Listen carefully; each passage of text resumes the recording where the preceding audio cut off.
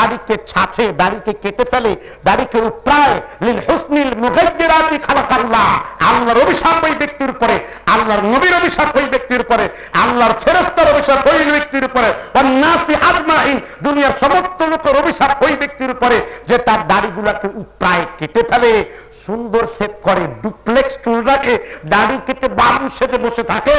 এবার আল্লাহর নবী সাল্লাল্লাহু আলাইহি সাল্লাম বলেন, কে বলেন? জোরে বলেন, জোরে বলেন, কে বলেন? বলতে পারেন আমাদের অপমান করার জন্য বলেন, আল্লাহর কসম দাড়ি কাটলেও আমার কিছু না, দাড়ি রাখলে শুধু আপনার জন্য কল্যাণ। কারণ আমি তো আমার কথা বলি না, আমি বলি আমার নবী মুহাম্মদ। বুখারীর বর্ণনা, কোন কিতাবের হাদিস? সহিহুল বুখারী কিতাবুল লিবাস 5161 নাম্বার, সহিহ মুসলিম কিতাবুল লিবাস 4035 নাম্বার, সুনানে তিরমিজি 2 নাম্বার খণ্ডের দিল্লির পেশ পৃষ্ঠা নাম্বার 144 নাম্বার, হাদিস আদাবুল মুফরাদ লিখেছেন ইমাম বুখারী, হাদিস নাম্বার 1333 নাম্বার, হাদিস মুজামুল কাবীর ইমাম তাবারানী লিখেছেন হাদিস নাম্বার 2724 নাম্বার। বিশ্বনবী সাল্লাল্লাহু আলাইহি ওয়াসাল্লাম বলেন, ওয়া আন আবি হুরায়রা রাদিয়াল্লাহু আনহু قال رسول الله, আবি হুরায়রা রাদিয়াল্লাহু আনহু বলেন, আবি হুরায়রাকে চিনেন তো? বিড়ালের আব্বা। কার আব্বা?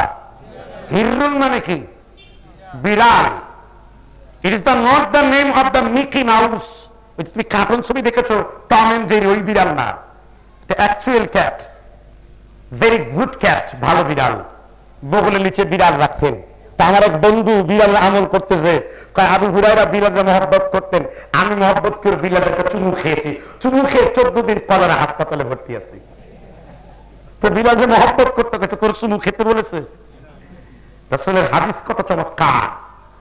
আল্লাহর নবী বলেন, কোন পাত্রে যদি বিড়াল মুখ দেয়, ফামান শাআ তুআমা, কার যদি ইচ্ছা হয় ওই পাত্রের খাবার সে খাবে, আর যার ইচ্ছা হয় না সে ছেড়ে দেবে।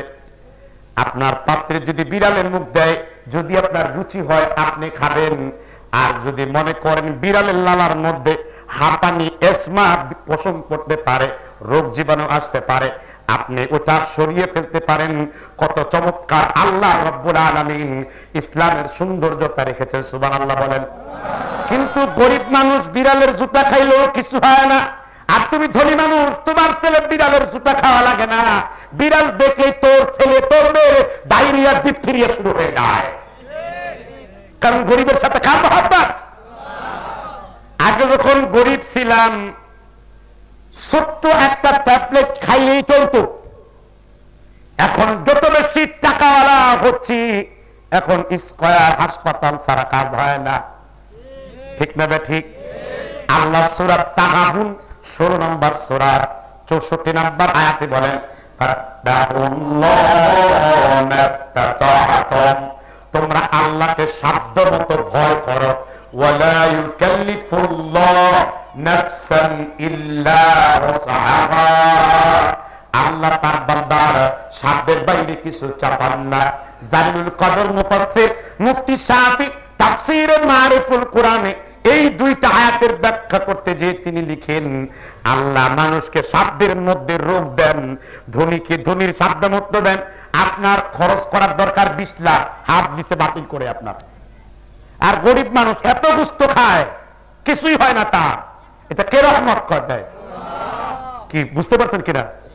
তাহলে প্রসঙ্গ ছিল, রাসূল বলেছেন বুখারীর বর্ণনায়, আবু হুরায়রা বলেন, যুদ্ধ সওয়ারে তোমরা গুফকে কেটে ফেলো, গুপকে কর্তন করো, আর তোমরা তোমাদের ওয়াফু মানা কাসীরান, তোমরা তোমাদের দাড়িগুলোকে বৃদ্ধি করে ফেলো। দাড়িকে কি? তাহলে রাসূল বলেছেন, বুখারীর হাদিস, মুসলিমের হাদিস, গুপকে খাটো করো, দাড়িকে কি করো? দাড়িকে কি করো? এবার অনেকেই বলে, হুজুর দাড়ি রাখতে গেলে আমার ওয়াইফ খুব রাগ করে, আমার গেটআপটা নাকি সুন্দর দেখা যায় না। তোমার বউ সারাদিন হিন্দি ফিল্মের সিরিয়াল দেখে, তোমার বউ মনে করে আমার ছেলের, আমার স্বামীর যদি চেহারাটা সালমান খানের মতন হতো খুব ভালো হতো। তোর জামাইয়ের চেহারা সালমান খানের চাইতেও সুন্দর, কিন্তু চোখের মধ্যে তো জেনা করে, জেনা। একটা পুরুষকে যখন একটা মহিলা দেখে তার মধ্যে ফিলিং তৈরি হয় কিনা? আপনি যদি একটি মহিলাকে দেখলে, কারিনা কাপুরকে দেখলে, সখিনা জরিনাকে দেখলে আপনার মধ্যে যদি লালসা জেগে উঠে, আর আপনার বউ যে ঘরের মধ্যে বসে বসে স্টার জলসার কুলাঙ্গার গুলোকে দেখছে, স্টার প্লাসের কুলাঙ্গার গুলোকে দেখছে, বলিউড টালিউড টয়লেট ফুডের শয়তান গুলাকে দেখছে, আপনার স্ত্রীর মধ্যে ফিলিং তৈরি হয় না? এবার মা বোনদেরকে বলবো, সালমান খানকে চোখের মধ্যে বসিও না, আমির খানকে তোমার কলিজার মধ্যে বসিও না। ও মা, ও বোন, ও যুবক, তোমার হৃদয়ের মধ্যে একজন ব্যক্তিকে বসাও, তার নাম হলো লাকাদ কানা লাকুম ফি রাসূলিল্লাহি উসওয়াতুন হাসানাহ। সুবহানাল্লাহ। আল্লাহ সূরাতুল আহজাব 21 নম্বর আয়াত, আল্লাহ বললেন, আমি আমার বিশ্বনবীর মধ্যে তোমাদের মধ্যে রেখেছি উত্তম আদর্শ। মান আতা মুহাম্মাদান ফাকাদ আতা আল্লাহ। যে ব্যক্তি আমি নবীকেই মানলো, সে ব্যক্তি আমি আল্লাহকেই মানলো। নবীকে মানা মানে কাকে মানা? এই জন্য স্ত্রীর বয়ে দাড়ি তুমি রাখো না। তোমার স্ত্রী এটা বলিউডের স্ত্রী, তোমার স্ত্রীর চোখটা আম্মা জান আয়েশার মতো বানাও, তোমার স্ত্রীর চোখটা খাতুনে জান্নাত সাইয়্যিদাতুন নিসা, জান্নাতের সর্দারিনী ফাতেমাতুজ জাহরার মতো বানাও। কিন্তু এটা তো বানাইতে পারলা না। বানিয়েছো, ঘরের মধ্যে রেখেছো টেলিভিশন। যদি কলিজার মধ্যে ঈমান থাকে, লাঠি নিয়ে আজকে টেলিভিশন দেখি তাহলে ঘর থেকে। যে ঘরের মোবাইল, তোমার অ্যান্ড্রয়েড ফোনের মধ্যে যদি ইউটিউব দেখে, তোমার স্ত্রীকে সাবধান করে দাও। তোমার স্ত্রী বিপদগামী হচ্ছে এই টেলিভিশনের কারণে, এই ইউটিউবে, এইসব স্টার প্লাসের কারণে পরকীয়া প্রেমের সংখ্যা বেড়ে গেছে। এগুলাতে শেখানো হয় যে কিভাবে অ্যাক্ট করতে হয় পরকীয়া, নিজের স্বামী ঘরে রেখে, আর বাকি 14 পুরুষের সাথে কিভাবে সময় কাটাতে হবে, ওগুলোর প্রশিক্ষণ এইসব টেলিভিশন দেয়। এগুলো হলো এই ধরনের চ্যানেলগুলো, ঠিক কিনা বলেন? তাহলে আল্লাহর সৃষ্টির পরিবর্তন করা যাবে? আল্লাহর নবী বলেন, কে বলেন? জোরে বলেন। আল্লাহর নবী বলেন, আবু দাউদ শরীফের হাদিস, ওয়ালা তানকিফুশ শাইবা, তোমরা তোমাদের পাকা দাড়িগুলোকে টেনে টেনে উপড়িয়ে ফেলো না। ইন্না লিহিয়াতুন নূর, কারণ একটা দাড়ি তোমার জন্য একটা গুনাহের কাফারা। ইন্না লিহিয়াতুন নূর, কিয়ামতের দিন তোমার দাড়ি তোমার জন্য নূর হবে। কিয়ামতের দিন আল্লাহর হাবিব বলেন, সাদা দাড়ি পাকনেওয়ালা কোন বৃদ্ধ যদি আল্লাহর কাছে হাত তুলে, আল্লাহ বলেন ওই বৃদ্ধকে দেখে আমি আল্লাহ নিজেই লজ্জা পাই। কারণ যৌবন বয়সেই তো গুনাহ মাফ করে জান্নাতি হয়ে যাওয়ার কথা, বুড়া বয়সে তার তো গুনাহই থাকার কথা না। আর যুবক কি বুড়ো হাবরা সবগুলো গুনাহ করে। এখন বুড়া মানুষ আরো এখন বেশি গুনাহ করে। বুড়া মানুষ তাস খেলে, বুড়ো মানুষ টাকনুর উপরে তো দূরের কথা, হাতের উপরে কাঁসার দিয়ে একেবারে জেন্টেল ডেভিল সাজে। জেন্টেল ডেভিল মানে কি বুঝেন কিনা? জেন্টেল ডেভিল মানে হলো ভদ্র শয়তান। কত শুনে রাগ করতেছেন মনে হয়। আমি একটু চাষাচুলা করেই বলি আর কি, এটা সবাই জানে। কথা বুঝতে পারছেন কিনা? কারণ আমি যখন কোরআন হাদিস বলি তখন আমার মধ্যে আর আমি থাকি না, একটা জালালি তবিয়ত আল্লাহর পক্ষ থেকে আসে। বুঝতে পারছেন কিনা? তখন মনে হয় কে আসছে রে সামনে কথা বলবে বেটা, কারণ আমি তো কোরআন হাদিস বলছি। আমি বাংলাদেশের মাননীয় স্পিকার আছেন না ফজলে রাব্বি, তার সামনে কঠিন গোলামি বক্তব্য দিলাম, কিছু বলতে পারলাম না। বলে কেমন? ওই গাইবান্ধা সাগাটায় বাড়ি। বললো যে আপনি তো সব কোরআনের আয়াত আর হাদিস বলছেন, কিছু বলা যায়? খালি শোয়া যায় আর কষ্ট পাওয়া যায়, আর কিছুই বলা যায় না, তাই না? তা আমাদের দেশের আলেমরা আইসা খালি একসের চিল্লায় আর চিল্লায়, এই বেটা তুমি চিল্লাও কেন, তুমি চিল্লাও কেন? কোরআন বলো হাদিস বলো, যথেষ্ট। একটি জাতিকে মডিফাই করার জন্য কোন চাপাবাজি মারার দরকার নেই, কেচ্ছা বলার দরকার নেই। এই কোরআন হলো আহসানুল কসাস, সবথেকে উত্তম কিচ্ছার গল্প হলো আল্লাহর কোরআন। সুবহানাল্লাহ। তাহলে তিনটা পাপ ছিল, দাড়িকে কি করত? আর আমরা গুফকে লম্বা করি, কি গোফ, আবার গুফের মধ্যে শস্যের তেল ডুলি ভালো করে। দেখছেন কিনা? হিম্মত নাই, রসুলের প্রতি ভালোবাসার হিম্মত নাই। এই বক্তব্য শুনে হিম্মত লাগাও, কলিজার মধ্যে ভালোবাসা লাগাও। তুমি যে রসুলকে ভালোবাসো না, রসুলকে ভালোবাসতে হবে হাত দিয়ে, পা দিয়ে, সমস্ত অঙ্গ প্রত্যঙ্গ দিয়ে। সুবহানাল্লাহ বল। আল্লাহর নবীর জালিলুল কদর সাহাবা মাসউদ আস-সাকাফি তিনি বলেন, আল্লাহর নবী ঘাম হয়ে গেলে ওই ঘামগুলাকে আমরা আতর বানায়া শরীরে মাখতাম। আল্লাহর নবীর ঘামগুলো যখন মাখতাম, লোকেরা বলতো রাইহাতান তাইয়্যিব, রাইহাতান তাইয়্যিব, রাইহাতান তাইয়্যিব। এত সুন্দর ঘ্রাণ আমরা কোনো কিছুতে পাই নাই, তোমরা কিসের আতর লাগিয়েছো? কাফেরদেরকে সাহাবারা বলতেন, আমরা আল্লাহর নবীর ঘামগুলাকে আতর বানায়া শরীরে মেখেছি। যে নবীর ঘামের মধ্যে সুঘ্রাণ, সেই নবীর সুন্নাতের মধ্যে মূল্য আছে না নাই? আল্লাহর নবী সাল্লাল্লাহু আলাইহি ওয়াসাল্লাম বসে আছেন। ইরান চিনেন তো?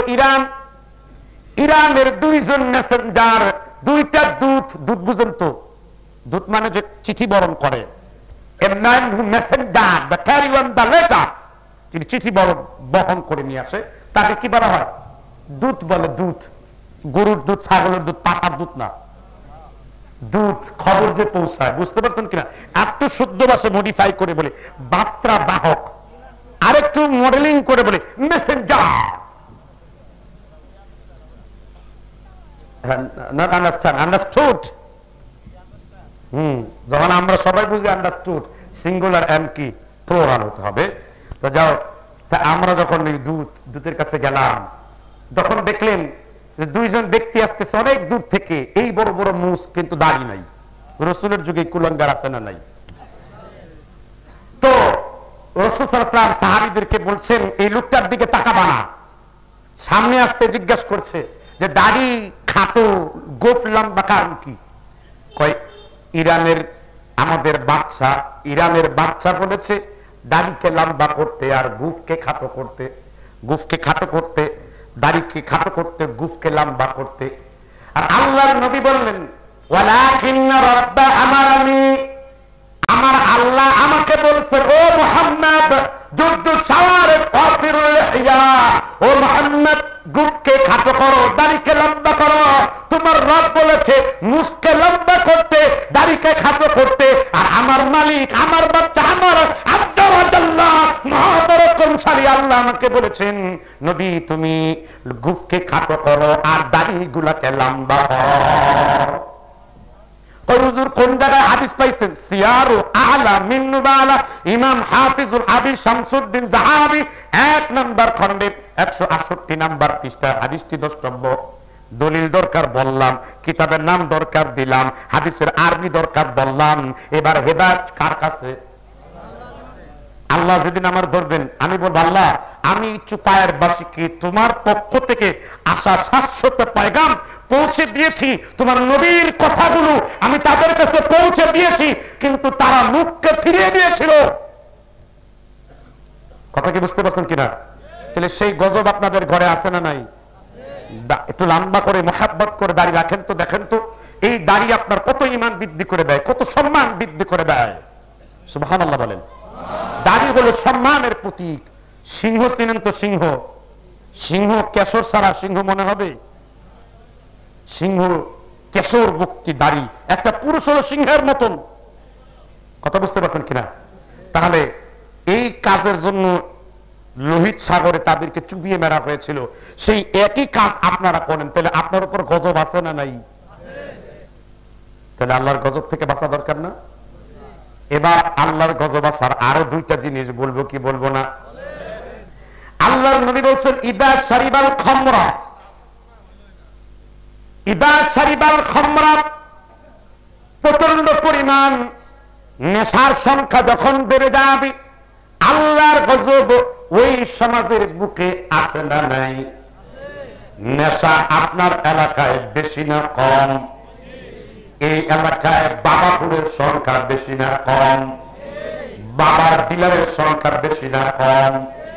বাবা যেগুলা খায় নিজের বাপ মারে বাপ দেয় না, নিজের বাপ মাকে দেখতে পায় না, কারণ এগুলো চোর, এগুলো ডাকাত, এগুলো হলো বিশ্ব কুলাঙ্গার। ঠিক কিনা বলেন? আর আল্লাহর নবীর হাদিসকে ভয় করেন তো অনেক নেতারা আছে, ওয়াইন খান, আবার ব্ল্যাক মদ আছে, দামি মদ। এগুলো ছোটখাটো না। একটা হোটেল শেরাটন রেডিসনে 1 লক্ষ 2 লক্ষ টাকায় বিক্রি হয়। বড় বড় নেতা, নাম বলবো না নেতাদের, নাম বললে চাকরি থাকবে না, তাই না? নাম বললে কি থাকবে না?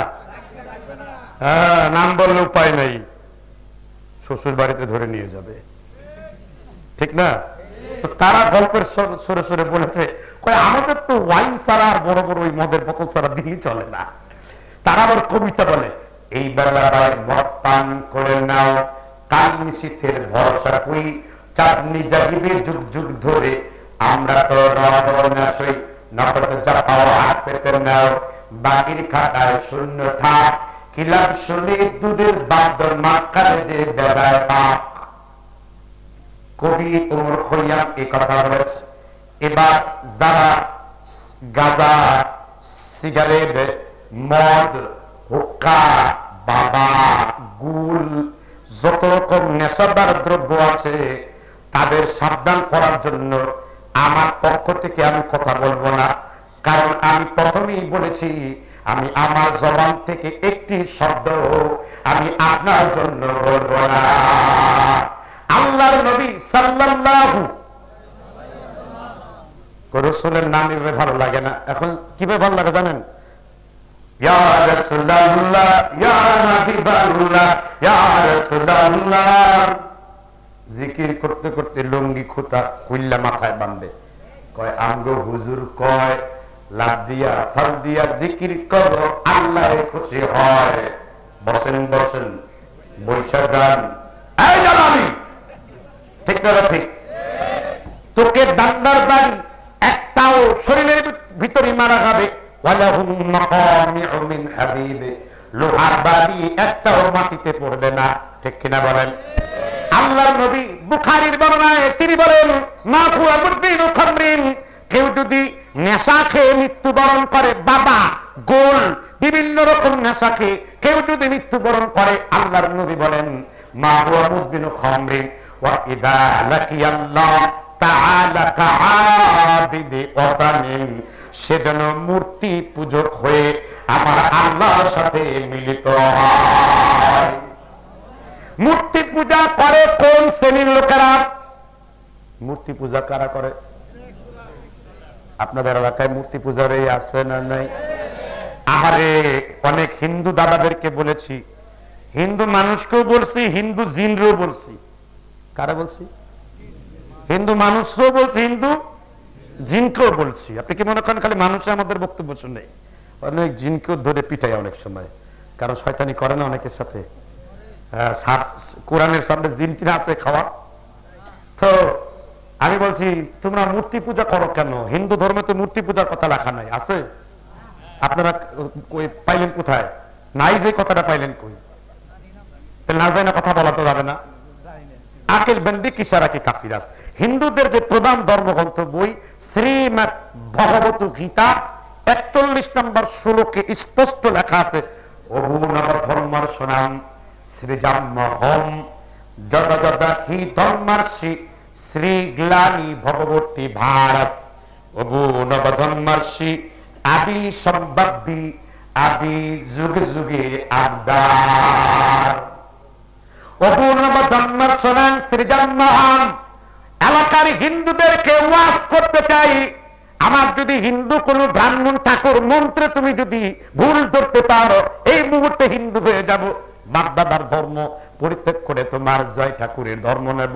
তোমার হিন্দু ধর্ম গ্রন্থটা ভালো করে পড়ো, হিন্দু ধর্মে লেখা আছে তোমরা খবরদার মূর্তি পূজা করো না, কারণ নিঃসন্দেহে মুহাম্মদ নামের একজন কলকি আবদার আসবেন। নারা সংসার আর সংস্কৃতি ভাষায় হয়েছে মরুং বেদ, মানে হলো মরুভূমির উপর একজন ব্যক্তি আগমন করবেন, তার মায়ের নাম থাকবে শান্তি দানকারী। তার শান্তি দানকারীর আরবি নাম কি হয়? ওয়া মান দাখালাহু কানা আমিনা। আসলে আর কোরআনও বলছে ইয়াতলু আলাইহিম আয়াতিহি ওয়া ইউযাক্কিহিম। ওই শ্লোকটার বরাবর আল্লাহর কোরআন আছে। আল্লাহ বললেন, আল্লাহর নবী তুমি মানুষদেরকে আল্লাহর কোরআন তেলাওয়াত করে শুনিয়ে শুনিয়ে মানুষদেরকে তুমি সংস্কার করে নাও, সংশোধন করে নাও। হিন্দুদের গীতায় আল্লাহর কোরআনের নামটা 40 বারের বেশি উল্লেখ আছে। মুহাম্মাদের নামটা হিন্দুদের গীতা, ঋগ্বেদ, অথর্ববেদ, যজুর্বেদ, এরকম ঋগ্বেদের 28 নম্বর শ্লোক, কেউ 40 নম্বর শ্লোক, সর্বমোট হিন্দু ধর্মে আল্লাহর নবীর নামটা 230 বার উল্লেখ আছে। বেদের 3 নম্বর পৃষ্ঠা আছে লা ইলাহা ইল্লাল্লাহ মুহাম্মাদুর রাসূলুল্লাহ। একই অর্থে না ধর্ম শব্দ হো সিদ্ধ হো, একই অর্থে না ধর্ম শব্দ হো সিদ্ধ হো। আল্লাহ আল্লাহ আল্লাহ লা ইলাহা ইল্লাল্লাহ মুহাম্মাদুর রাসূলুল্লাহ।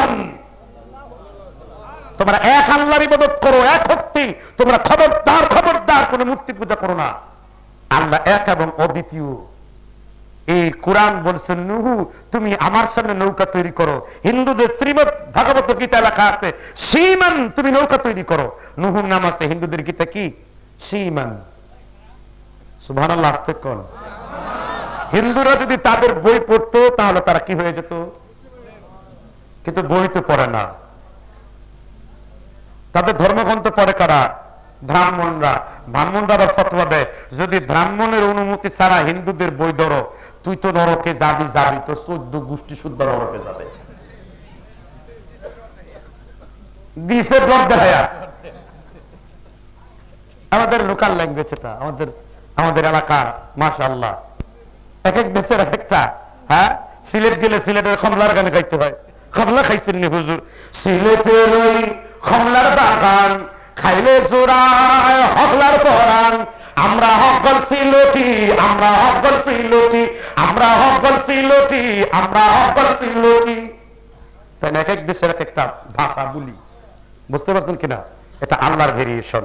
তাহলে আল্লাহর যে গজব যে আসে এর মধ্যে একটি হলো কি পান করা, ইদা শারিবাল খামর, নেশা পান করা। নেশা আপনার এলাকায় আছে? এবার আল্লাহর কসম করে বলি, যে ব্যক্তি ফেন্সিতে, মদে, হুস্কিতে, বাংলাতে, গাঁজাতে, গাঁজা আবার কিন্তু পাগলা বাড়ির মেলাতে বেশ জমে, তাই না? আবার বিভিন্ন মাজারেও জমে। মাজারে গাঁজা খায় আর গান গায়, দয়াল দাদারে কবুল করো আমারে, নতুন করে দেখছি যে গাঁজা তুমি খেয়েছো যে। আমি একটার বললাম বাবা গাঁজা খেও না, ফেরেশতা থাকে না। আবার ওয়াজও করে, কই হুজুর খুব ভালো হয়েছে, ফেরেশতাও নাই, আমার আমল নামার ভিতর কোনো গুনাহও নাই। আমি বললাম রহমতের নাই গজবেরটা আছে না নাই? এবার বিশ্বনবী সাল্লাল্লাহু আলাইহি ওয়াসাল্লাম বলেন, কেউ যদি একটা সিগারেট দাও, কেউ যদি ফেন্সি খাও, ফেন্সি বুঝেন তো? ফেন্সি ডাল বুঝেন না? যারা খায় তারা খুব বুঝতেছে, গরিব মানুষরা পাবে কোত্থেকে। এখন এক বোতলের ফেন্সি দাম কত? যারা খায় তারা জানে, 1400-1200, তাই না?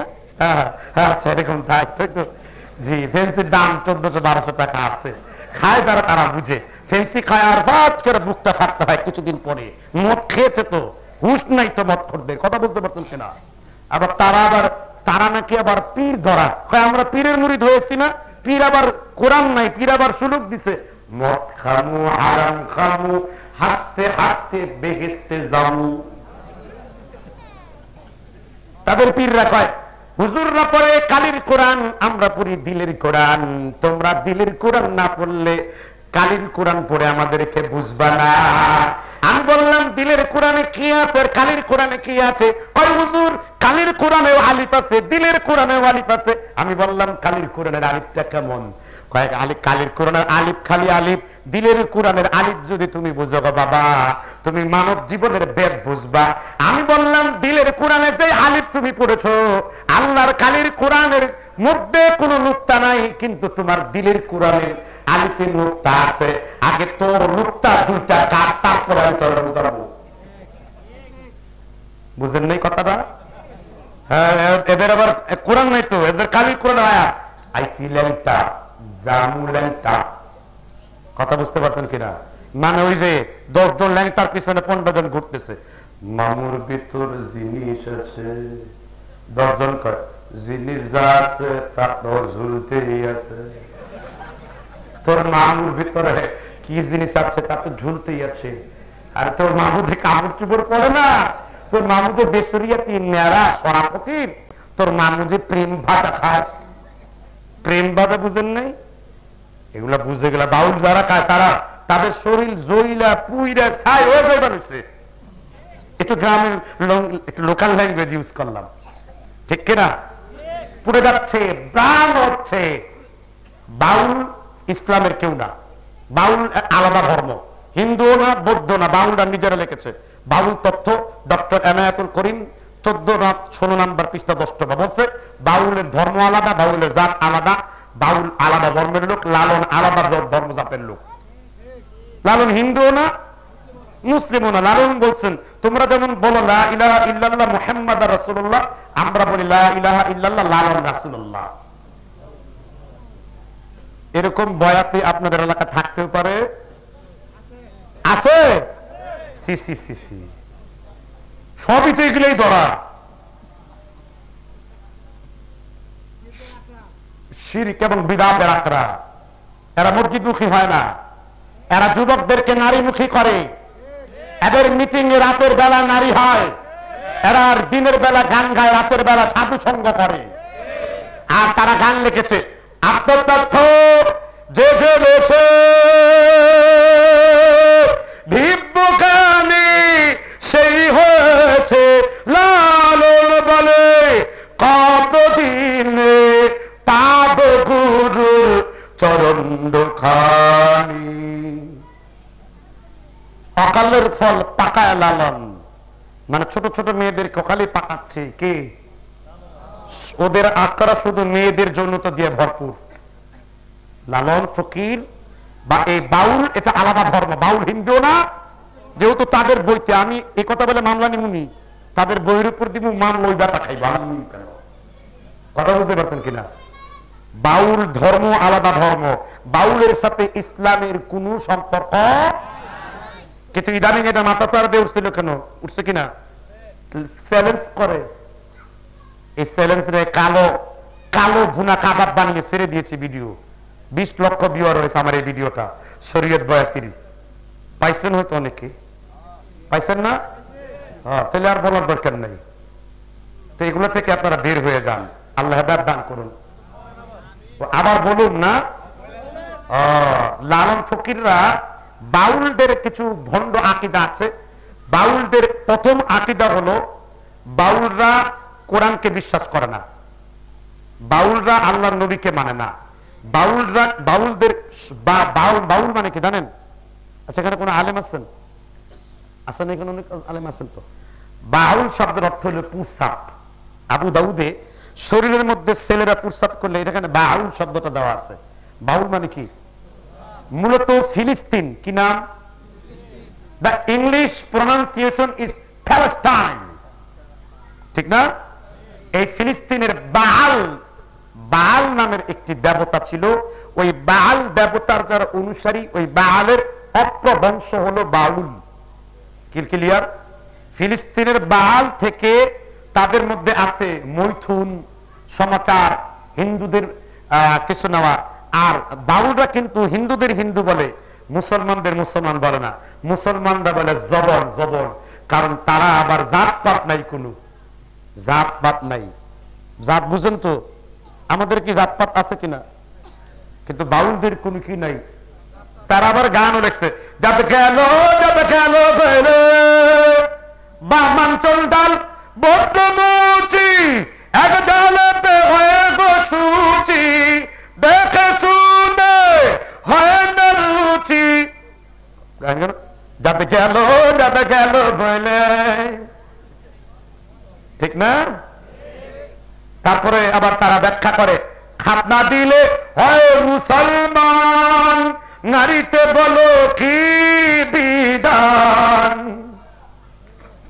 লালনের ধর্ম আর নাস্তিকের, মানে যারা আল্লাহ স্বীকার করে। লালনের ধর্ম হলো যে যিনি মানুষ তিনি কি, তিনি গান লিখছেন না লালন ফকির, খাতার ভেতর অচিন পাখি, পাখি কামনে আসে যায়, মানে এখানে এক পাখি আছে, এই পাখিরে বন্দি করতে পারলে।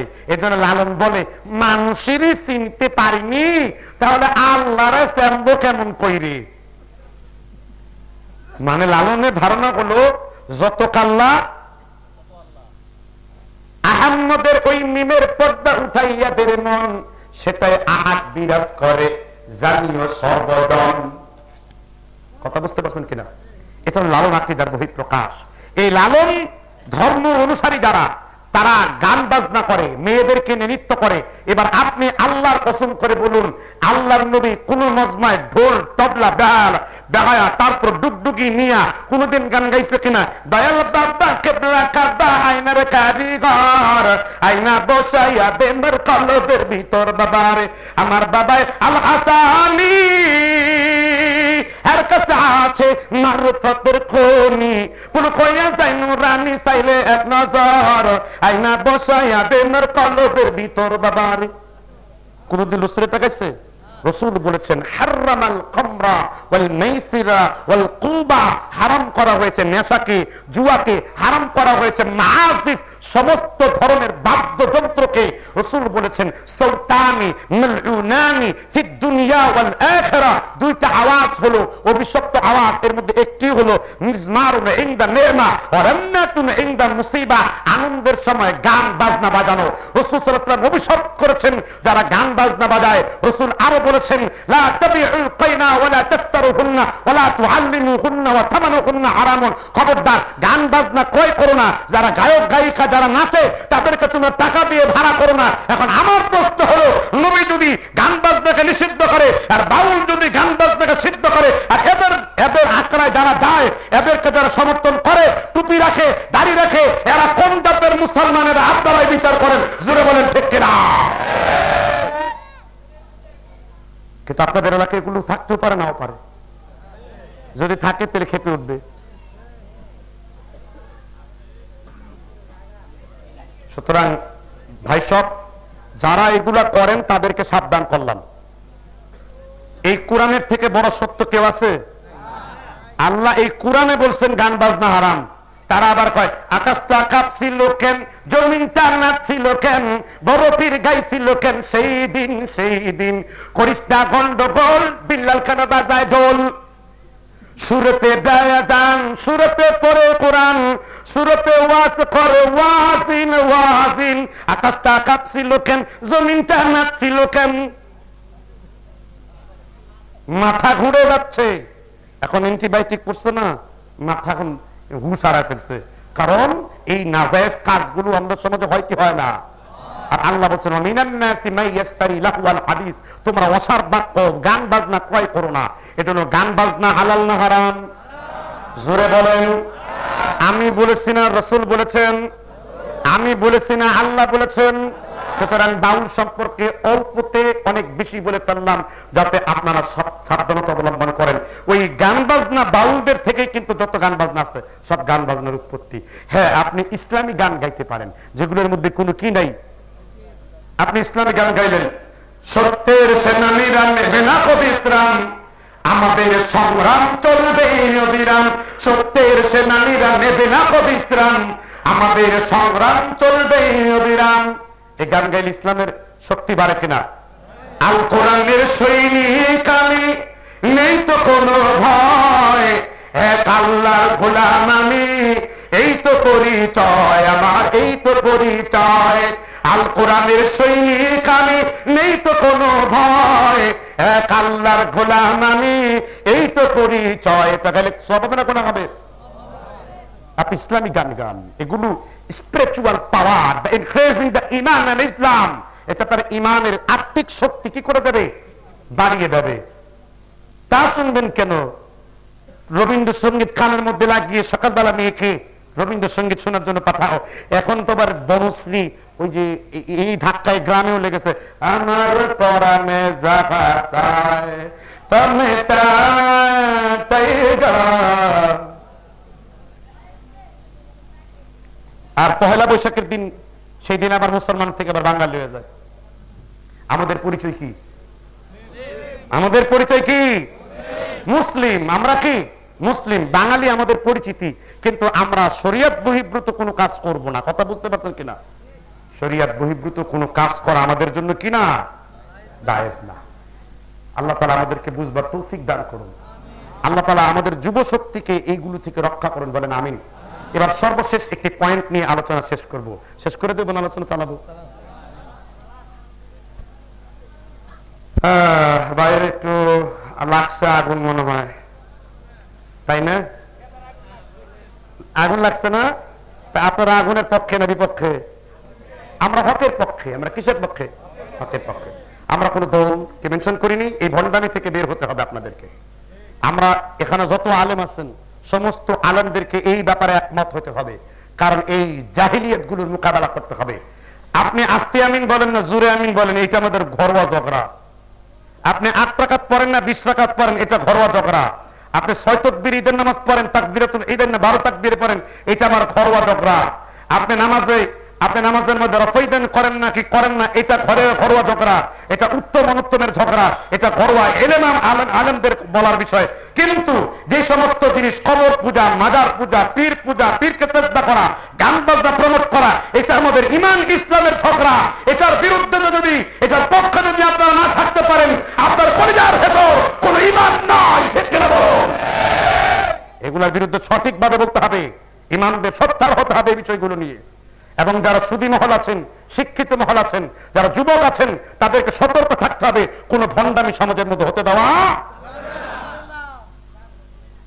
আল্লাহ বুঝবার তৌফিক দান করুন। সর্বশেষ পয়েন্ট, রাসূল সাল্লাল্লাহু আলাইহি ওয়াসাল্লাম বলেছেন যে আল্লাহর গজব আসার আরেকটা কারণ হলো ইয়াদহারাজ জিনা, সমাজের মধ্যে ব্যভিচার সয়লাভ হওয়া।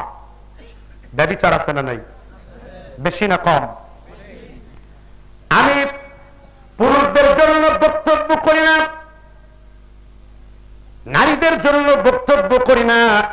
পুরুষ এবং নারীর জন্য বক্তব্য করার পূর্বে, আমি মেয়েদের সংশোধন করার পূর্বে আমি পুরুষদেরকে বলতে চাই, পুরুষ তোমরা জিনা ব্যভিচারকে বন্ধ করো। কারণ আল্লাহর নবী সাল্লাল্লাহু আলাইহি ওয়াসাল্লাম তিনি বলেন, যুবকদেরকে বলেন, বৃদ্ধদেরকে বলেন, যুবতীদেরকে বলেন, মহিলাদেরকে বলেন, আল্লাহর নবী সাল্লাল্লাহু আলাইহি ওয়াসাল্লাম তিনি বলেন, ইয়া শাবাবা কুরাইশ, কুরাইশের যুবক, ও কুরাইশের যুবতী, ইহফাদু ফুরুজাকুম, তোমরা যদি তোমাদের দৃষ্টিকে নিম্নগামী করতে পারো, আদামাল্লাহুল জান্নাতি, আল্লাহর নবী বলেন তোমাকে জান্নাতে নেওয়ার দায়িত্ব আমি আল্লাহ নিজের কাঁধে নিয়ে নিয়েছি। আল্লাহ তাআলা বললেন, এই যুবকেরা ভালো করে শুনে নাও, আল্লাহর নবী বললেন যেই চোখ কোন মেয়ে থেকে হেফাজত করতে পারে না, আল্লাহর নবী বললেন মানুষকে ইবাদতের সাত একটা জিনিস কেড়ে নেয়। যেই লোকেরা চোখের হেফাজত করে আল্লাহ তাকে নামাজের মজা দান করেন, আল্লাহ তাকে নামাজের খুশু খুশু দান করেন। আল্লাহর নবী বলেন যেই লোক চোখের হেফাজত করবে, আল্লাহুম্মা ইয়াজিদু ঈমানা, নবী বলতেন আল্লাহ তুমি আমার ঈমানকে বাড়িয়ে দাও। সাহাবীগণ বললেন আল্লাহর নবী আমাদেরকে বলুন ঈমান বাড়বে কি করলে? আল্লাহর নবী বলেন তুমি যদি তোমার চোখকে গুদ্দু আবসারাকুম, দৃষ্টিকে নিম্নগামী করতে পারো, আমার আল্লাহ তোমাকে ঈমানের স্বাদ বৃদ্ধি করে দেবেন। দৃষ্টি আল্লাহ তাআলা মেয়েদেরকে বললেন দৃষ্টিকে নিম্নগামী করতে, পুরুষদেরকে বললেন দৃষ্টিকে নিম্নগামী করতে। এবার একটা প্রশ্ন করা যায় কিনা বলেন তো দেখি, আল্লাহ তাআলা কেন আমাদেরকে দৃষ্টিকে নিচুর দিকে করতে বললেন?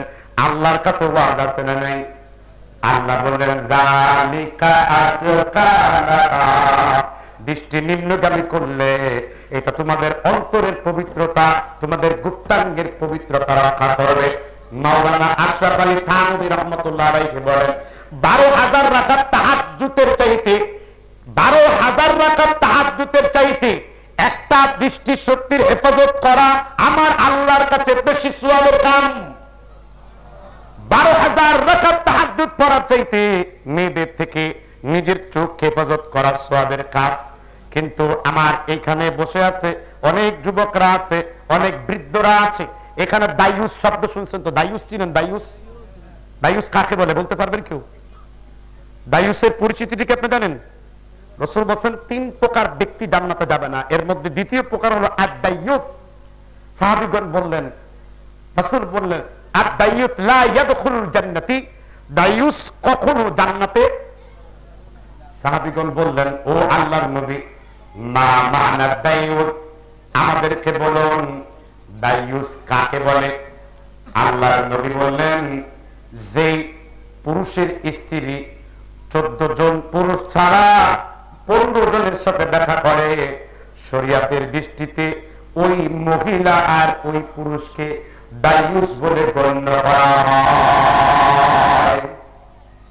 তোমার মেয়ে 14 জন পুরুষের সাথে দেখা করতে পারবে, এর মধ্যে নিজের বাবা, এর মধ্যে নিজের আপন কিংবা সৎ চাচা, এর মধ্যে নিজের আপন কিংবা সৎ মামা, এর মধ্যে তার স্বামী, তার শ্বশুর, তার আপন দাদা, তার আপন নানা, এমনকি তার দুধ ভাই, তার দুধ আব্বা, এরকম 14 জন পুরুষের সাথে একজন মহিলা দেখা করতে পারে।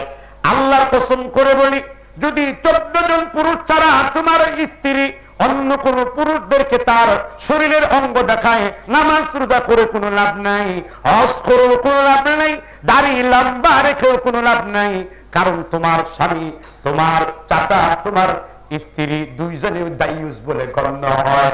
হুজুর এবার প্রশ্ন করতে পারেন, হুজুর তাহলে আমার ঘরটা দায়ুস কিনা? আপনি থার্মোমিটার দিয়ে মাপবেন। আপনার স্ত্রী, আপনার বউ যদি কোরআন এবং সুন্নাহর পর্দা করে বের হয়, আপনার স্ত্রী দায়ুস না। এবার আমরা প্রশ্ন করলাম, কোরআন একটা মহিলা রাস্তায় কেমনে বের হবে? কোরআনের ভিতর ওয়াজ আছে না নাই? আল্লাহ বললেন, وَقُلْ لِأَزْوَاجِكَ وَبَنَاتِكَ وَنِسَاءِ الْمُؤْمِنِينَ يُدْنِينَ عَلَيْهِنَّ مِنْ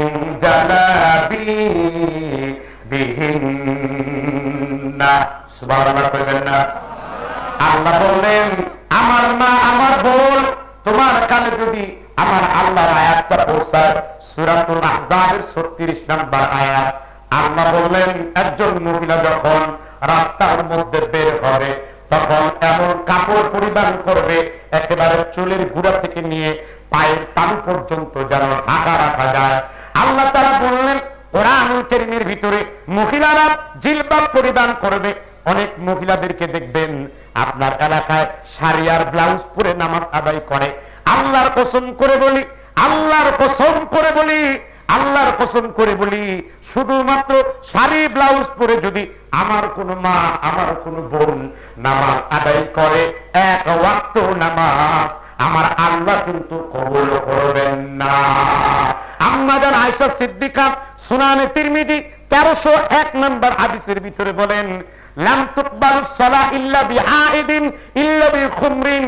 আল্লাহর নবী সাল্লাল্লাহু আলাইহি ওয়াসাল্লাম বলেন, একজন মহিলা যদি একটা বড় মোটা চাদর বা ওড়না ব্যবহার না করে, যেটা তার চুল ঢেকে রাখবে, যেটা তার বক্ষ দেশ ঢেকে রাখবে, শুধু হাতের কবজি, পায়ের তালুগুলো খোলা রাখবে, এরকম ড্রেস পরে একজন মহিলার জন্য নামাজ।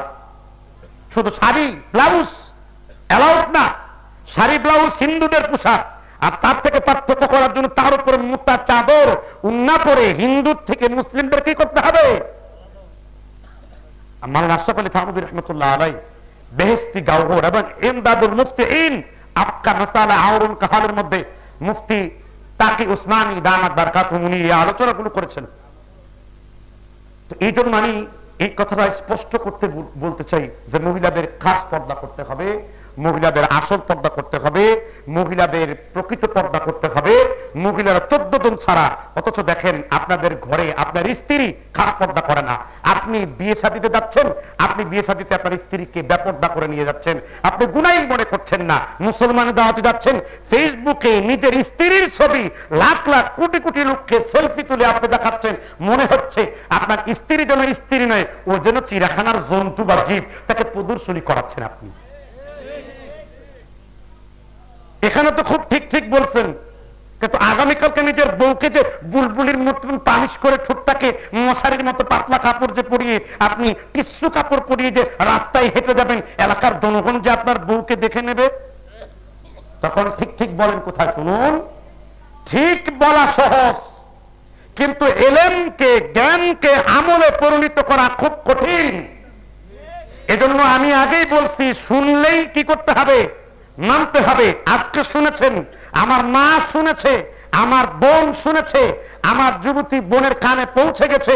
রাসূল সাল্লাল্লাহু আলাইহি ওয়াসাল্লাম বলেন যে কিয়ামতের পূর্বে এমন কিছু নারী বের হবে, কাসিয়াতুন আরিয়াতুন, তারা এমন কাপড় পরবে, কাপড় পরা সত্ত্বেও উলঙ্গ, উলঙ্গিনী বলে মনে হবে। আছে না নাই?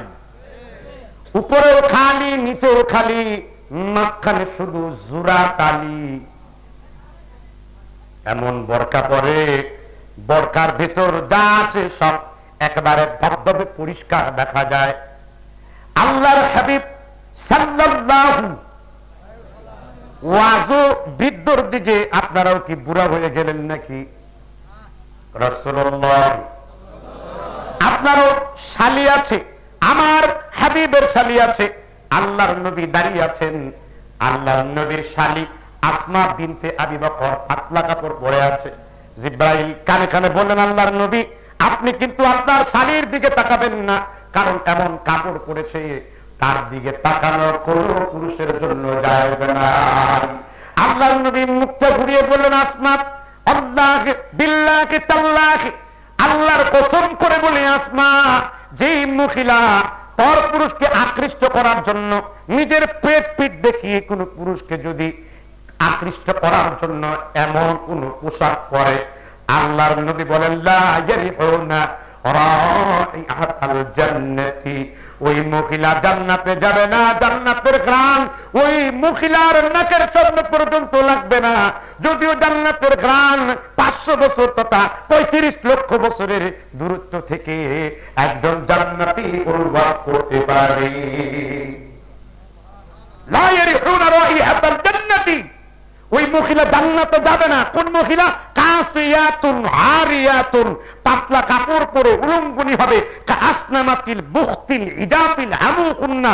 অনেক মহিলার মাথায় চুল নেই, কিন্তু চুলকে পাম করে ফুলিয়ে উটের উঁচু কুজের মতন উঁচু করবে। আছে এরকম মহিলা? আপনার বউ নেই তো এরকম, আপনার মেয়ে নেই তো এরকম, আপনার স্ত্রী যদি এরকমটি করে আপনি জাহান্নামী স্ত্রীর জামাই। আপনার মেয়ে যদি এরকমটি করে আপনি জাহান্নামী মেয়ের বাপ। মেয়ে জন্ম দিয়ে বাপ হওয়া যায় না, 10 মাস 10 দিন জন্ম দিলে মা হওয়া যায় না। 10 লক্ষ 20 লক্ষ টাকা খরচ করে নর্থ সাউথ ইউনিভার্সিটিতে পড়িয়ে মা হওয়া যায় না। মা হতে গেলে, বাবা হতে গেলে নিজের মেয়েকে ইসলামের আমলে মানুষ করতে হবে, স্টার জলসার আমলে নয়, হলিউড বলিউড টলিউড টয়লেট ফুডের তারকাদের মতো নয়। আল্লাহর নবী আরো স্পষ্ট করে বলেন, লানাল্লাহুল ওয়াসিমাতা ওয়াল মুস্তাহশিমা, লানাল্লাহুল মুতানান্নিসাতি ওয়াল মুতাফাল্লিজাত। আল্লাহর লানত ওই মহিলার উপরে যে মহিলা তার চোখগুলাকে ব্রু ফ্লাক করে, ব্রু প্রেন করে। যেই মহিলা, ওই মহিলার উপরে আল্লাহর অভিশাপ, যেই মহিলা ব্রু ফ্লাক করে, একেবারে ফ্লাক করে ব্রুকে পরিবর্তন করে ফেলে, ওই মহিলার উপরে কার অভিশাপ? রাসূল আরো বলেন, তিবুর রিজালি যাহারা রিহুহু, পুরুষের সৌন্দর্য হলো সুগন্ধির ভিতরে পুরুষ দামি দামি সেন্ট আতর ব্যবহার করতে পারবে। আর তিবুন নিসাই খাফিয়া লাউনুহু, আর মহিলাদের সৌন্দর্য হলো তার ত্বকের ভিতরে, চামড়ার ভিতরে। একজন মহিলা তার স্বামীকে আকৃষ্ট করার জন্য শুধুমাত্র সাজগুজ করতে পারবে, তবু শরীয়তের সীমা রাখার ভিতরে। যদি এইটা তুমি করতে না পারো, আমার মা, আমার বোন, তুমি জান্নাতি নও, তুমি জাহান্নামী। আমার বোনকে 4টা আমল দিয়ে গেলাম, আমার মাকে 4টা আমল দিয়ে গেলাম। আল্লাহর নবী আদাবুল মুফরাদের 153 পৃষ্ঠার 1421 নম্বর হাদিস, আল্লাহর নবী বলেন, যদি কোনো মা, যদি কোনো বোন, আর যদি কোনো খালা, যদি কোনো ফুপু এই 4টা আমল করতে পারে, আল্লাহর 8টা জান্নাত তার জন্য খুলে দেওয়া হবে। একটু জোরে আওয়াজ লাগায় বলেন সুবহানাল্লাহ। সেই 4টা আমল কি শুনতে ইচ্ছা করে নাকি? ইদা সাল্লি মারআতু খামসাহা, যদি কোনো মহিলা 5 ওয়াক্ত নামাজ পড়ে, ও সামাত শাহরাহা, যদি কোনো মহিলা রমজানের রোজাগুলো রাখে, ও আহসানাত ফারজাহা, যদি কোনো মহিলা স্বামী বিদেশ আছে কিংবা সফরে ব্যবসার জন্য গেছে, কিংবা অবিবাহিত কোনো পরপুরুষের সাথে জেনা করে না, ব্যভিচার করে না, নিজের যৌনাঙ্গের হেফাজত করে, ও আতাআত বালাহা, বিয়ের পরে স্বামীর বৈধ খেদমত করে, দাখালাত আইয়ামিন আবওয়াবিল জান্নাহ, বুখারী মুসলিম আদাবুল মুফরাদের হাদিস। নবী বলেন ফেরেশতাদেরকে বলা হবে জান্নাতের 8টা দরজা খুলে দাও, কারণ ওই মহিলার জন্য আমার আল্লাহর 8টা জান্নাতের দরজা ওই মহিলার জন্য খোলা হবে। করে তো আপনার স্ত্রী, এই আমলটা আপনার মধ্যে নেন। বলেন তো, আপনার স্ত্রী উলঙ্গ হয়ে চললে আমার যায় কিছু আসে যায়? কিন্তু যতজন পুরুষ আপনার স্ত্রীকে দেখলো আল্লাহর কসম, ততজন পুরুষের একটা দৃষ্টির একটি গুনাহ, একবার একটা পুরুষ যদি কুদৃষ্টি দেয় কোন মহিলার দিকে ইচ্ছাকৃতভাবে, আপনার মেয়ে, আপনার বউ ইসলামের পোশাক পরেনি, জাহিলিয়াতের পোশাক পরেছে, উলঙ্গ হয়ে যাচ্ছে ইহুদি খ্রিস্টানদের মতন, যদি কোনো পুরুষ তার দিকে একবার দৃষ্টি দেয়, তাহলে আপনার আমল নামায় ৭,০০০ বছর জাহান্নামে থাকবার প্রস্তুতি নিয়ে নেওয়া হবে। নাউজুবিল্লাহ কইবেন না সুবহানাল্লাহ। ৭,০০০ বছর দুনিয়ার হিসেবে নয়, আখিরাতের হিসেবে ৩৫ লক্ষ বছর, কারণ দুনিয়ার আখিরাতের একদিন সমান দুনিয়ার ৫০,০০০ বছর। তাহলে এবার বলেন তো দেখি, আপনার স্ত্রী, আপনার বোন, আপনার মেয়েকে এভাবে করতে পারে? এজন্য আমি বলি, কালিয়াকুর রিমা মেডিকেল চিনেন না? রিমা মেডিকেলটা চিনেন? ওইটা রিমা কে জানেন? এটা রিমা মেডিকেল যে চিনেন তো, ওই রিমা আমার ফুপি, কিন্তু আমার ফুপুর নামে ছিল, আমার দাদা ওইটা কিনেছিলেন, মীর আব্দুর রশিদ সাহেব, পরে লাইসেন্সটা বিক্রি করে দেন, কিন্তু মেডিকেলটা এখন রিমার নামে আছে, আমার ফুপুর নামে। ওই যে ওয়াহিদুজ্জামান রুমি মীর, ওনার বোন আমার ফুপি। তো ওই মেডিকেলে যাবেন, যে ডায়াবেটিক্স, কিডনি, গলব্লাডার, মাথা গোল যত আছে, এটা টেস্ট করার আগে আরেকটা টেস্ট করবেন যে আপনি পুরুষ না হিজড়া, এটা টেস্ট করবেন। কেন? আপনার স্ত্রী যদি পরপুরুষের সাথে দেখা করে, আপনি একটা নাম্বার 1 হিজড়া, পুরুষত্বহীন। আপনাকে পুরুষ যেই ব্যাটা বলে ওই ব্যাটা পুরুষ। মাইকের সামনে ভিড় ধরবে বক্তব্য দিয়ে এই পুরুষ হওয়া যায় না, সমাজের মধ্যে টাকা ছিটিয়ে পুরুষ হওয়া যায় না। পুরুষ হতে গেলে নিজের হোম মিনিস্টার, নিজের ঘরের বউকে পর্দায় রেখে প্রমাণ করতে হয় আমি একজন বীর পুরুষ, কারণ আমি আমার মেয়ে, আমি আমার বউকে আল্লাহর কোরআনের চাদরে মুড়াতে পেরেছি। পারছেন এরকম? পারেননি। আপনি যদি না পারেন, শুয়ের ছিদ্রি দিয়ে উট ঢুকলেও ঢুকতে পারে, আম গাছ, ডান গাছ হলেও হতে পারে, চাঁদ সূর্য হলেও হতে পারে, সমুদ্র মরুভূমি সমুদ্র হলেও হতে পারে, তুমি মিয়া জান্নাতে যাবা না, এটাই চূড়ান্ত। কারণ নবী বলেছেন, আর দাইয়ুতুল্লাহ তাদখুলুল জান্নাতি, দাইয়ুস কখনো জান্নাতে যাবে না, অসম্ভব যাবে না। আপনি কিভাবে যাবেন? কথা বলেন না কেন? আপনি কিভাবে যাবেন? বাইরে আওয়াজ হচ্ছে, এই শব্দগুলো আমি বাইরের ভাইদেরকে বলবো, যদি আপত্তি থাকে প্রশ্ন করুন, আপনারা দয়া করে বাইরে কথা বলে মাহফিলের পরিবেশ নষ্ট করবেন না। আমি তো প্রায় দীর্ঘক্ষণ আলোচনা করছি, তাই না? আপনারা কি আমার কথাতে বিরক্ত হচ্ছেন? আপনি কিছু শিখতে পারছেন তো? কথা বলেন না কেন? কিছু বুঝতে পারতেছেন তো? তাহলে কয়টা বাজে? 12টা। ও, 2 ঘন্টা হয়ে গেছে তো, 2 ঘন্টা উপরে হয়ে গেছে না? ওই দেখছেন, ওয়াজ করতে করতে 2 ঘন্টা কোন সময় পার হয়ে গেছে টেরি পাই নাই। ও, 1 ঘন্টা করলে তো নড়াচড়া করা যাবে না, লাফালাফি করা যাবে না। বাইরের কিছু যুবক আছে, তারা যে কথা বলছে, এটা বন্ধ করতে হবে। আমি যুবকদেরকে বলবো, তোমরা আমাদের এই সমাজের রোল মডেল। তোমরা যদি ইসলামের আলোয় আলোকিত হও, তাহলে সমাজটা সুন্দর হবে, ঠিক কিনা? আপনার মেয়েকে স্কুল কলেজে পড়াচ্ছেন, পাঠ হচ্ছেন আপনার? আমি এটা বলবো না, স্কুল কলেজে পড়ানোর ব্যাপারে আমি আপনাকে কথা বলবো না যে পাপ হবে কিনা, কারণ এতটুকু শোনার মতন ঈমান আপনার নাই। কথা কি বুঝতে পারছেন কিনা? স্কুল কলেজে পড়ালে যে পাপ হবে এই কথাটুকু ধারণ করার মতো ঈমান আপনার এখনো হয় নাই। আপনার ঈমান এতটুকু আছে যে নিজের মেয়ের আব্বুকে ঢেকে রাখতে হবে। মেয়ের বয়স হয়েছে, কি করবেন? মেয়ের বয়স 14 হয়েছে, 15 হয়েছে, বাবা বলছে আমার আম্মুর এখনো বিয়ের বয়স হয়নি। তো তোমার আম্মুর বিয়ের বয়স হয়নি, কাঠ ছাপিয়ে প্রেম করার বয়স হয়ে গেছে। তোমার আম্মুর বিয়ের বয়স হয়নি, ভ্যালেন্টাইন ডেতে এফবিতে কি এসএমএস করতে হবে, মেসেঞ্জারে কি লিখতে হবে, কোন জায়গায় ডেটিং কাটিং টু ফিটিং হবে, সবকিছু চুক্তি করতে পারছে। আমার আম্মুর বিয়ের বয়স হয়নি। তোমার আম্মুর বিয়ের বয়স তো হবে না আর কখনো, কারণ বিয়ের আগেই যে তোমার আম্মু নষ্ট হয়ে গেছে, বিয়ের আগেই যে তোমার আম্মু ব্যভিচারে জড়িয়ে পড়েছে। এই জন্য এলাকার যারা ধনী মানুষ আছেন এই এলাকায় আমি বলি, আপনার ছেলেকে ভালো একটা হুন্ডা, কি বলে এটাকে, ওই যে এফজেড আছে না, আরো বিএমডাব্লিউ গাড়ি, এইগুলো না দিয়া, ভালো একটা জামা জুতো মুজা না দিয়া ভালো একটা বউ কিনে ছেলেটার উপহার দেন। কথা বুঝতে পারছেন কি বললাম? ভালো একটা মেয়ে উপহার দেন, ছেলেকে আত্মরক্ষা করুন, ব্যভিচার থেকে বাঁচান, মেয়েকে বাঁচান। আপনার মেয়ে অবৈধ প্রেম কেন করে? তার শরীর চাহিদার জন্য। কারণ প্যার ইশক मोहब्बत वो कुछ नहीं है, ये सिर्फ जीने की एक बहाना है। এটা ব্যভিচার করার একটা বাহানা, আর কিছুই না। এগুলো শারীরিক একটা চাহিদা, তোমরা আমাদের বুঝিও না, আমরা বুঝি। কারণ শরীয়ত আল্লাহ নাযিল করেছেন শরীয়ত উন্নত করার জন্য।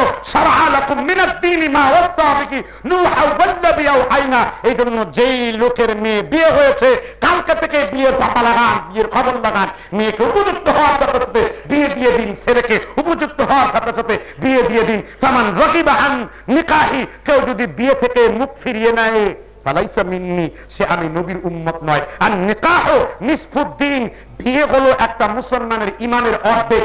বিয়ের আগের ঈমান আর বিয়ের পরের ঈমান আসমান আর জমিন পার্থক্য। কারণ বিয়ের আগে নামাজ একরকম মজার, বিয়ের পরের নামাজ আরেক রকম মজা। আসতে বলেন সুবহানাল্লাহ। কিন্তু এগুলো তো হচ্ছে না সমাজের মধ্যে। এখানে একটা বিষয় কি জানেন, এখন তো আজকে তো খুব সাবলীল ভাষায় ওয়াজ করতেছি। আজকে কি ভাষায় ওয়াজ করতেছি? সাবলীল ভাষায়। আমাকে খেপিয়ে তুললে কিন্তু আমি কাউকে মানি না। কথা কি বুঝতে পারছেন কিনা? আমার খেপায়া তুললে কিন্তু আমি কাউরে মানি না। কথা বুঝতে পারছেন কিনা? কারণ আসছে আমার পাগলা ঘোড়া, পাগলা ঘোড়া খেপেছে, চাবুক ছুঁড়ে মেরেছে। চাবুক কিন্তু ঠিকই আমি ছুঁড়ে মারবো, তবে সেটা কথার চাবুক নয়। আমি এমন শব্দ বলা মারবো ফুটে যাবে তুমি। জি, বাইরে যে ছেলেগুলো কথা বলছে, যদি তুমি তোমার মায়ের হালাল সন্তান হয়ে থাকো, কি সন্তান? মায়ের, তোমার মা বাবার যদি হালাল সন্তান হয়ে থাকো তুমি ভেতরে আসবে। আর যদি তুমি হারামজাদা হয়ে থাকো চিল্লা চিল্লি করতেই থাকবে, তোমাকে টাকাতে পারবো না। টাটকা ফরমালিন ছাড়া হারামজাদা তুমি তাহলে।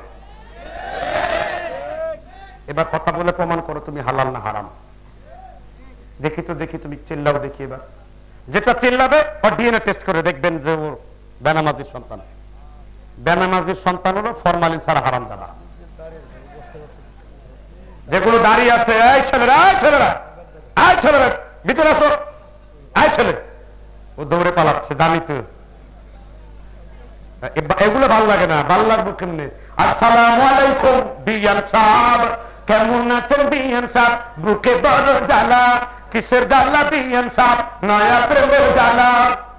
বিয়ে শাদীর মধ্যে গান বাজনা লাগায় আর নাচা নাচা শুরু করে, পান চিনি খেলে। আরে ভাই, কুকুরের বিয়েতেও তো গান বাজনা বাজে না। হ্যাঁ, এই বিষয়টা হলো যে ওই যে যেটা গান গায়ে মরছে, নাম জানি কি না, খালেদ হাসান মিলু, ওটা মরেছে অনেক আগে। আর আয়ুব বাচ্চুর মরছে তো কয়দিন আগে। এটা তো আয়ুব বাচ্চুর গান না। আয়ুব বাচ্চুর গান আবার ঈদের দিন বাজে। তোমার চোখে দেখলে বন্ধু আকাশের নীল ভালো লাগে না, তোমার মুখের হাসি দেখলে তাদের যে আমার ভালো লাগে না। প্রত্যেকটা শব্দ শিরক, প্রত্যেকটা উচ্চারণ শিরক, প্রত্যেকটা বিশ্বাস শিরক।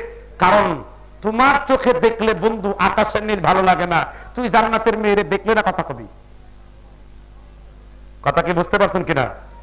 এজন্য সাবধান, নিজেদের ঘরগুলাকে ব্যভিচার থেকে মুক্ত রাখুন। হ্যাঁ, একটু বসুন বসুন, দাদারা বাহিরে দাঁড়িয়ে না থেকে ভিতরে এসে বসুন, শুনুন শুনুন। আবার ওই এখনো দাঁড়ায় আছে, হায় হায়, এগুলো কি গন্ডার নাকি? গন্ডার গন্ডার নাকি?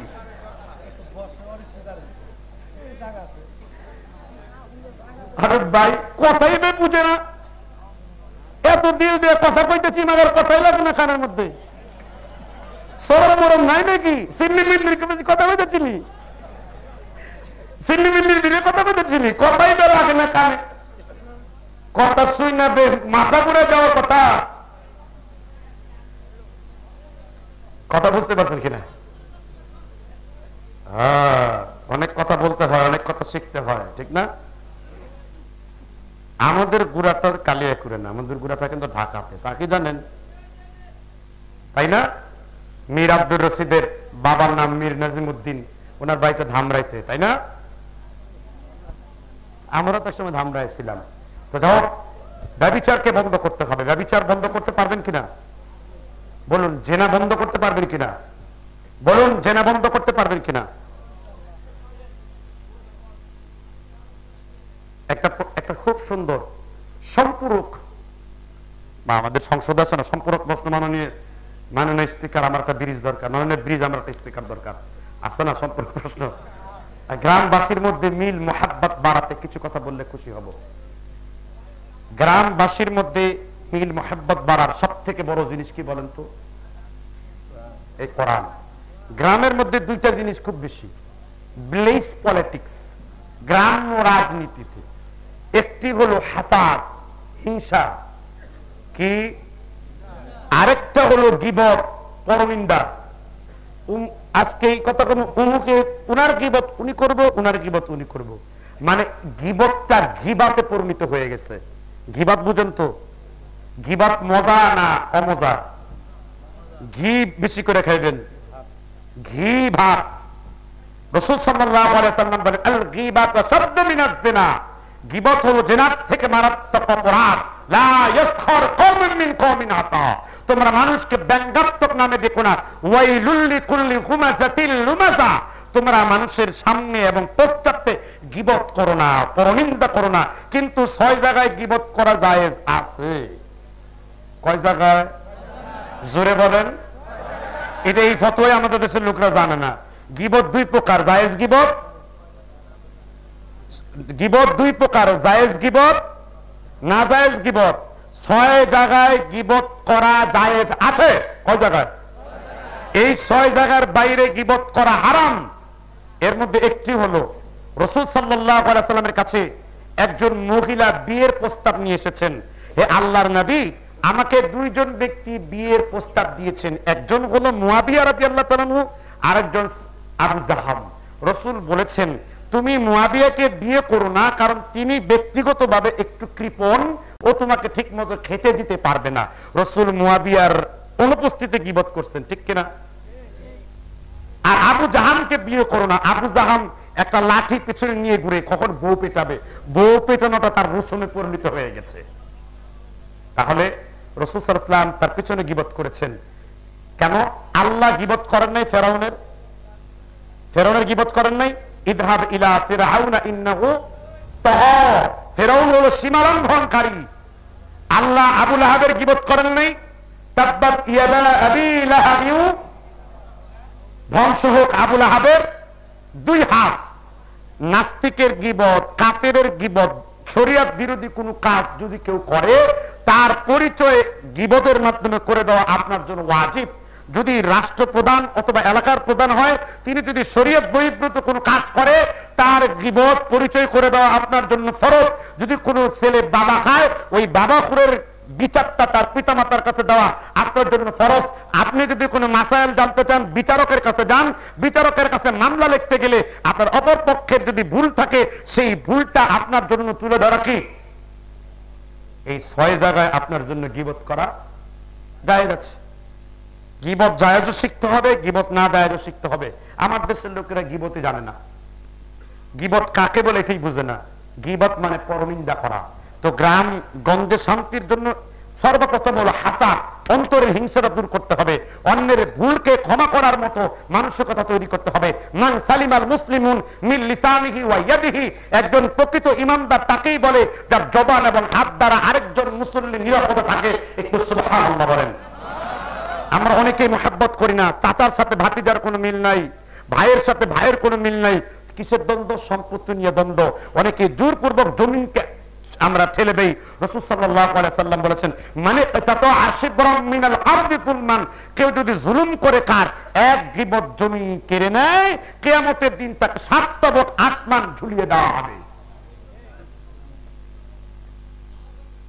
আপনার তো উচিত হলো আপনার ভাইয়ের সাথে ভালো ব্যবহার করা, আপনার উচিত হলো আপনার ভাইকে ক্ষমা করে দেওয়া, আপনার উচিত হলো আপনার ভাইকে ধর্মীয় শিক্ষা দেওয়া। এটার জন্য সবথেকে বড় ভূমিকা যিনি রাখতে পারে তিনি হলেন মসজিদের ইমাম।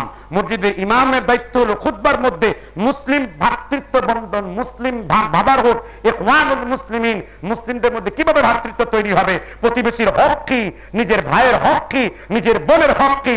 আমার পূর্বে দ্বিতীয় মেহমান বলতেছিলেন, দ্বিতীয় বক্তা, যে বোনকে ওয়ারিশ ঠকানো। এখানে অনেক জালেম আছেন যারা তাদের বোনকে হক দেয় না। আল্লাহর কসম, তোমার বাবা যদি মৃত্যুবরণ করে সাথে সাথে রাসূল বলেছেন একটি কাপড় রেখে যদি কেউ মারা যায় 10 ভাগ করে হলেও মানুষকে ওই কাপড়টা 10 বন্টন করে দাও, এটা তোমার জন্য ফরজ। মৃত্যুবরণ করার সাথে সাথে বোনকে বোনের ভাগ বুঝিয়ে দিতে হবে। যদি তুমি তোমার বোনকে ন্যায্য ভাগ না দাও, যদি তোমার বাবা ন্যায্য বন্টন না করে, কোরআনের বন্টন না করে, তাহলে কবরকে আগুন জ্বলিয়ে দেওয়া হবে। আল্লাহর কসম, এই লোক কখনো জান্নাতে প্রবেশ করতে পারবে না, কারণ সে ওয়ারিশ ঠকিয়েছে। বলুন, মহিলাদের ওয়ারিশ ঠকায় কি ঠকায় না? মহিলার নামে একটা সূরা আছে, সূরার নাম কি? সূরা নিসার মধ্যে সম্পত্তি বন্টন আছে। আল্লাহর হিকমত কি দেখছেন? আল্লাহ তো চাইলে সম্পত্তি বন্টনের কথাটা অন্য কোন সূরাতে করতে পারতেন, মহিলাদের সূরাতে কেন করলেন? আল্লাহর কাছে ভবিষ্যতের জ্ঞান আছে না নাই? আল্লাহ জানেন তার বান্দারা সবচেয়ে বেশি সম্পত্তির মাধ্যমে কাকে ঠকাবে। এই জন্য মেয়েদের মর্যাদার বর্ণনা করার পরপরই আল্লাহ মেয়েদের সম্পত্তি বন্টন, ফারায়েজের বন্টন দিয়েছে।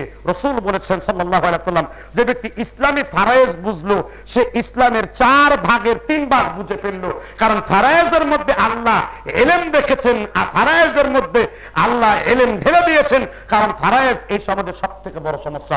এগুলোর কারণে গ্রামবাসীর মধ্যে দ্বন্দ্ব ঘরে ঘরে লেগেই আছে। কথা কি বুঝতে পারছেন কিনা?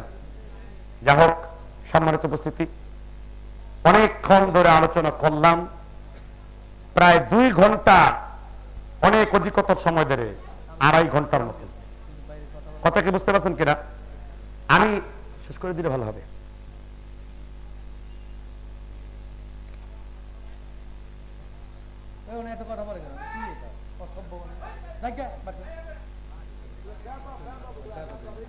ভাই সাহেব, ওনাদেরকে বুঝিয়ে বলুন, ওনারা যেহেতু বুঝে নাই, যেহেতু ওই মানে বাস্টার্ডের ট্রেডমার্ক লেগে গেছে, আর বলার দরকার কি আছে? আমি তো বলেই দিয়েছি বাস্টার্ড। এগুলো ওয়াজ শুনে অভ্যস্ত নাই তো, যাত্রা পালা গান যে অভ্যস্ত, ওয়াজ শুনে নামে, ঠিক না? এগুলো কান্দে, মানে কিছু লোক আছে, চোখ আছে দেখে না, অন্তর আছে বুঝে না, কান আছে শুনে। ওরা কি হিন্দুরাও তো ঢুকবো এটার ভিতরে, ওই হিন্দুরাও থাকলো তো ঢুকবো। হুদাল্লিল নাস, ও যাত্রার লোক।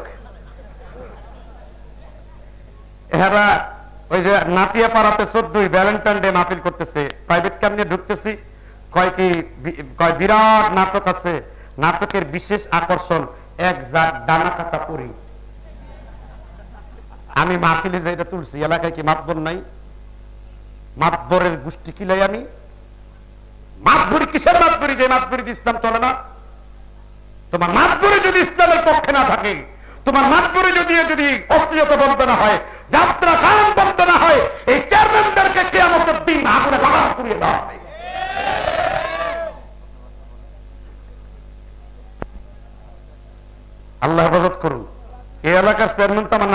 আর কি, তাই না? বুঝলো বুঝলেন নাকি? ও এটা নামার চেয়ারম্যান, সাপার চেয়ারম্যান। আচ্ছা, ওই বজলু চেয়ারম্যান তো গেছে উমরা পালন করতে, উনাকে না উনি উমরাই গেছে বোধ হয়। অনেক হুজুর বলে ইন্টারনেটে ওয়াজ শোনা না জায়েজ। তাহলে আমি বলি ইন্টারনেটে মোবাইলে গান শুনলে পাপ হবে না সওয়াব হবে? ইন্টারনেটে কোরআন শুনলে পাপ হবে না সওয়াব হবে? তাহলে ইন্টারনেটে ওয়াজ শুনলে পাপ হবে না সওয়াব হবে? তবে আপনি বলতে পারেন যে পথভ্রষ্ট মানুষদের ওয়াজ শোনা যাবে না, যাদের তাকওয়া, যাদের ইলম, যাদের পরহেজগারিতা নেই, যাদের বক্তব্য শুনলে মানুষ গুমরাহ হবে, বিদআতি হবে, শিরক মুশরিকের দিকে ধাবিত হবে, এদের ওয়াজ বয়কট করতে হবে। এর মধ্যে একজন হলো তফাজ্জুল বৈরাগী। কথা কি বুঝছেন না? তার ওয়াজ শোনা না যায়। কেন না যায় একটু বলবো কিনা? কারণ তিনি কোরআন হাদিস বলেন না, তিনি সবই বলেন, খালি কোরআন হাদিস বলেন না, কিচ্ছা বলেন। এত সুন্দর সকালে জিব্রাইলের কি দরকার? ওয়াজ করে না? জাবেরের বিবি আমার নবীর দিকে গুনগুন করে গান গাইতেছে। কই এই গানটাই গাইতেছিল আকাশেতে লক্ষ তারার জোনাকে জ্বলেছে, আল্লাহ তাআলা রহমতের দুয়ার খুলেছে বাইরি। এগুলো তো কোরআন হাদিসে নাই। আমার নবী বলছেন মান কাযাবা আলাইয়া মুতাআম্মিদান ফালিয়াতাবাওয়া মাকআদাহু মিনান নার। যেই কথা আমি রাসূল বলিনি, কিন্তু আমি নবীর নামে বানিয়ে কেউ যদি কোনো কথা বলে তা থাকার জায়গা ওয়াজ শোনা যাবে না। গিয়াসউদ্দিন তেহরির, আলাউদ্দিন জেলাপি, এদের ওয়াজ শোনা যাবে না। এরা জিলাপি হালাল করার ওয়াজ করে। হ্যাঁ, ওয়াজ শুনবেন কোরআন সুন্নাহ নির্ভর যারা কথা বলে, যারা কোরআন থেকে কথা বলে, হাদিস থেকে কথা বলে। কথা বুঝতে পারছেন কিনা? তো এই জন্যই সবারটা না যায় না। তবে কোন মহিলার যদি কোনো বক্তাকে দেখে তার মধ্যে একটা ভালোবাসা তৈরি হয়, তিনি বিদায় নিলে অজর দরায় কাইন্দা চোখের পানি ভাসায় ফেলে, তাহলে বুঝতে হবে অতি ভক্তি। এটা তো করা যাবে না। যদি আমার বক্তব্য শুনে কোনো মহিলার মানে মানে পছন্দ হয়, তখন তার জন্য আমার বক্তব্য দেখা হারাম। সে তখন শুধু শুনবে, শোনার দ্বারাও যদি তার সমস্যা হয় তার স্বামীর কাছ থেকে সে শুনবে, তবু ফিতনা মুক্ত। এটা হলো তাকওয়া বান্দার ফতোয়া। আল্লাহ বুঝবার তৌফিক দান করুন। জি, এই প্রশ্নটাই এসেছিল যে আল্লাহ বুঝবার তৌফিক দান করুন। যাও সম্মানিত উপস্থিতি, আমি এই বিষয়গুলোর উপর সাজিয়ে একটা বই লিখে নিয়ে এসেছি, ইমাম মাহদীর আগমন ও কিয়ামতের আলামত। কারণ আপনি যে আলেম হচ্ছেন এটার যোগ্যতা হলো লেখালেখি। আপনি যখন বই লিখতে যাবেন, এই বইটি লিখতে অনেক দিন সময় লেগেছে, কারণ প্রচুর হাদিস গবেষণা করতে হয়েছে, অনেক হাদিসের কিতাব আনতে হয়েছে, দেখতে হয়েছে হাদিসটা সহিহ না দুর্বল। আমি চেষ্টা করেছি জাল হাদিস তো দূরের কথা, কোন দুর্বল হাদিস এই বইয়ের মধ্যে ঢুকেতে। বর্তমান পৃথিবী একেবারে মৃত্যুর শেষ দ্বার প্রান্তে, কেননা চারদিকে শুধু ফিতনা আর ফিতনা, কোথাও শান্তি নাই। কি আমেরিকাতে, কি ইংল্যান্ডে, কি সুইজারল্যান্ডে, কি রাশিয়াতে, কি চীনে, কোথাও শান্তি আছে? কারণ এই বইটা পড়লে বুঝতে পারবেন যে ইমাম মাহদী আগমনের 70টি আলামতের প্রায় 66টি আলামত সংগঠিত হয়ে গেছে। আমি এটা কোরআন হাদিস দিয়ে দেখিয়ে তুলে ধরেছি। যারা পারেন সংগ্রহ করবেন। বইটির মূল্য 100 টাকা নির্ধারণ করা আছে।